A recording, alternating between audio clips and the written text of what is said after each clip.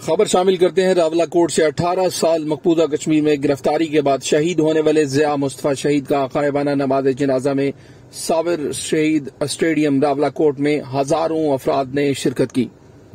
تفصیلات کے مطابق شہداء کانفرنس میں خصوصی خطاب نصر جاوید نے کرتے ہوئے کہا کہ ضیاء مصطفیٰ شہید کا مشن جاری اور ساری رہے گا اور آزادی کشمیر کا سورج طلوع ہونے تک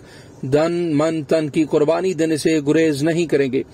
مزید مقررین میں برادر ضیاء مصطفیٰ شہید عامر ضیاء ابو مصطفیٰ کشمیری جمعیت علماء اسلام کے ترجمان سابق صدارتی مشیر ڈاکٹر عرفان کیانی، سردار رضوان حنیف ترجمان وزیر اعظم آزاد کشمیر ڈاکٹر عرفان، صدر جموں کشمیر یونائیٹڈ موومنٹ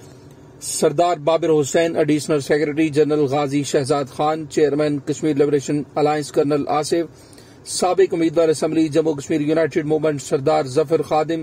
صدر Jammu Kashmir united youth movement engineer Kashif Jamil, Pirzada Sultan Abu Naveed Jatt شہید، امیر جماعت آزاد کشمیر عبدالعزیز الوی، مشتاق اسلام، عزیز غزالی، چیئرمین پاسبان